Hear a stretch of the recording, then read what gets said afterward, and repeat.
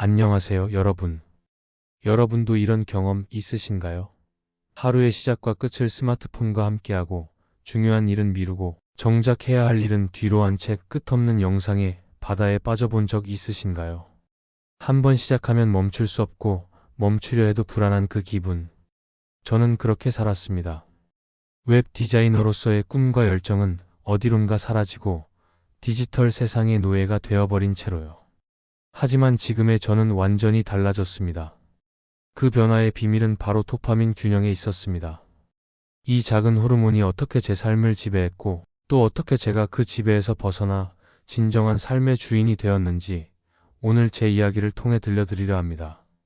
이 이야기가 여러분에게도 도움이 될 것 같다면 지금 바로 구독 버튼을 눌러주세요.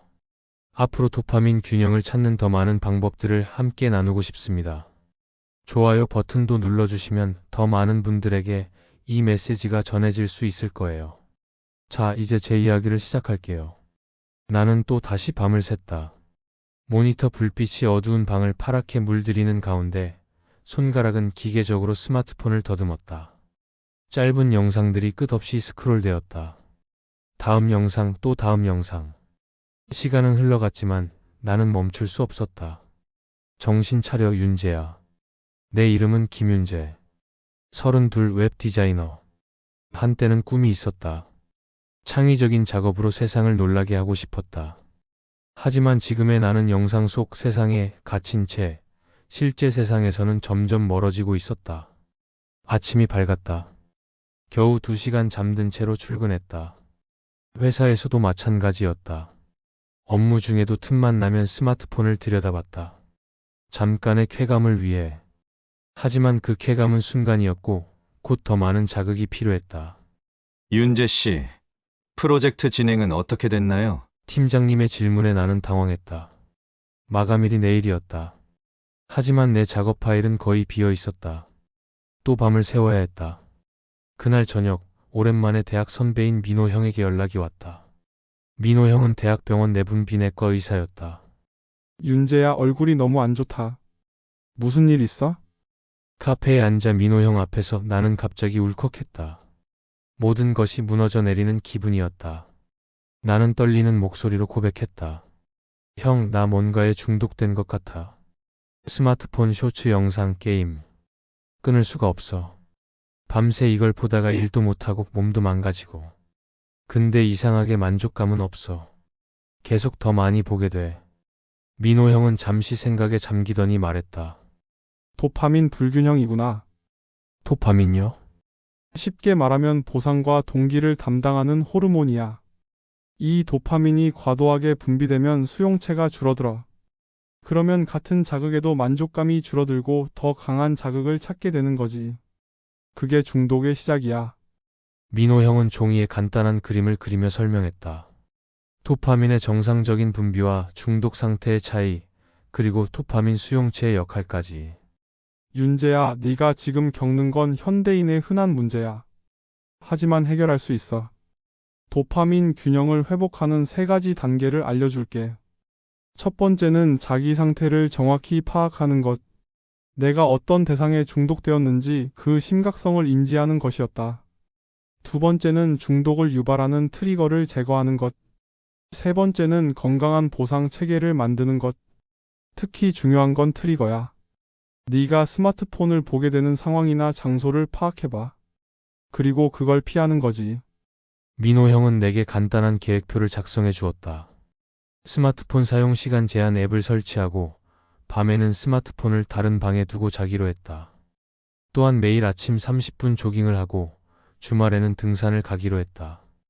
운동은 도파민 수용체를 늘려주고 세로토닌과 옥시토신 같은 긍정적인 호르몬 분비를 촉진해. 그리고 식단도 중요해. 설탕이나 가공식품은 도파민을 과도하게 자극하니 줄이는 게 좋아. 처음 일주일은 지옥이었다. 손가락이 자동으로 스마트폰을 찾았다. 밤에는 식은땀을 흘리며 뒤척였다.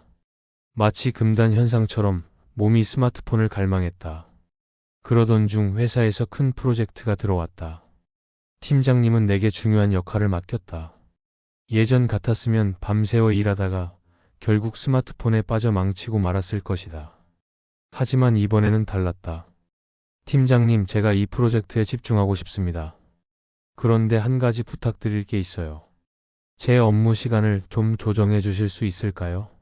저녁 8시 이후에는 업무 메일을 확인하지 않고 아침에는 조금 일찍 와서 집중하고 싶습니다. 놀랍게도 팀장님은 흔쾌히 동의했다. 그리고 더 놀라운 일이 일어났다. 정해진 시간 내에 집중해서 일하니 오히려 작업 효율이 올라갔다. 퇴근 후에는 조깅을 하고 저녁에는 스마트폰 대신 오랫동안 읽지 못했던 책을 펼쳤다. 3주차부터 변화가 느껴졌다. 아침에 일어나는 게 전보다 쉬워졌고 머리도 맑아졌다. 조깅을 하며 보는 아침 풍경이 새삼 아름답게 느껴졌다. 가을 단풍이 이렇게 선명했었나? 바람 소리가 이렇게 상쾌했었나? 하지만 모든 것이 순탄하지는 않았다. 한 달쯤 지났을 때 회사에서 큰 위기가 찾아왔다. 클라이언트가 갑자기 컨셉을 바꿔달라고 요청한 것이다. 팀 전체가 비상이었고 다시 밤샘 작업이 불가피해졌다. 그날 밤 스트레스와 피로가 극에 달했다. 손가락이 자동으로 스마트폰을 향했다. 잠시만 쉬자. 잠깐만 영상을 보자. 그런 생각이 들었다. 하지만 그 순간 민호 형의 말이 떠올랐다. 스트레스는 도파민 수용체를 줄이는 주범이야. 힘들 때일수록 더 균형을 지켜야 해. 나는 깊게 숨을 들이마시고 스마트폰을 서랍에 넣었다. 대신 따뜻한 차 한 잔을 마시며 잠시 눈을 감았다. 그리고 다시 작업에 집중했다. 놀랍게도 머리가 맑아지면서 새로운 아이디어가 떠올랐다. 결국 우리 팀은 클라이언트가 만족하는 결과물을 만들어냈다. 6개월이 지났다. 내 삶은 완전히 달라졌다. 스마트폰 사용 시간은 하루 1시간 이내로 줄었고 밤에는 깊은 잠을 잘 수 있게 되었다. 매일 아침 조깅은 습관이 되었고 주말에는 등산이나 자전거를 타러 갔다. 식단도 바꿨다. 가공식품 대신 채소와 단백질 위주로 먹었다.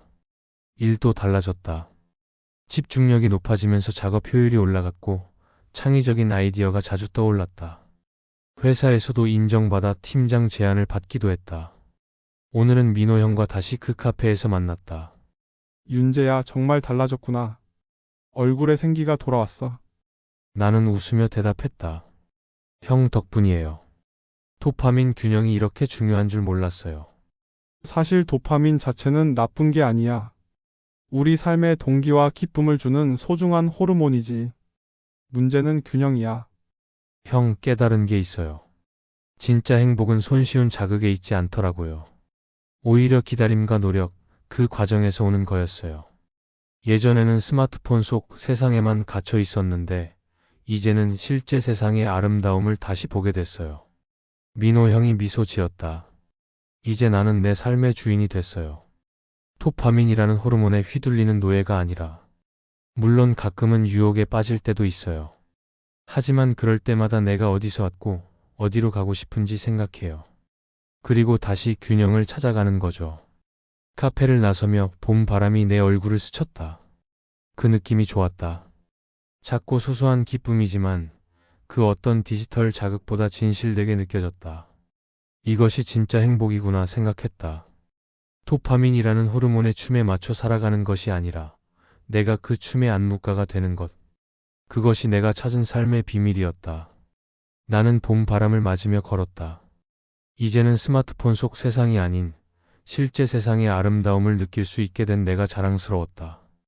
여러분, 제 이야기를 들어주셔서 고맙습니다. 문득 궁금해집니다. 여러분도 혹시 저처럼 디지털 세상에 갇혀 계신가요? 아침에 눈을 뜨자마자 스마트폰을 확인하고 잠들기 전 마지막으로 보는 것도 스마트폰인가요? 한번 영상을 보기 시작하면 멈출 수 없고 점점 더 자극적인 콘텐츠를 찾게 되나요? 도파민이라는 호르몬은 참 묘한 친구입니다. 우리에게 동기와 기쁨을 주지만 균형을 잃으면 우리를 노예로 만들죠. 하지만 걱정 마세요. 제가 그랬듯이 여러분도 변할 수 있습니다. 오늘부터 작은 변화를 시작해 보세요. 저녁 식사 후 스마트폰을 다른 방에 두고 30분 산책을 해보는 건 어떨까요? 아침에 일어나서 스마트폰을 보기 전에 심호흡 5번은 어떨까요? 주말에는 친구를 만나 실제 대화를 나누는 시간을 가져보세요. 이런 작은 변화들이 모여 여러분의 도파민 균형을 찾아줄 겁니다. 제 이야기가 여러분에게 조금이라도 도움이 되었다면 좋아요 버튼을 눌러주세요. 여러분의 응원이 더 많은 사람들에게 이 메시지를 전할 수 있게 해줍니다. 그리고 댓글로 여러분의 경험을 나눠주세요. 어떤 디지털 습관이 가장 끊기 어려운가요? 어떤 작은 변화를 시도해보고 싶으신가요? 여러분의 이야기가 다른 누군가에게 큰 힘이 될 수 있습니다. 구독 버튼도 잊지 마세요. 함께 더 건강하고 행복한 삶을 만들어가요.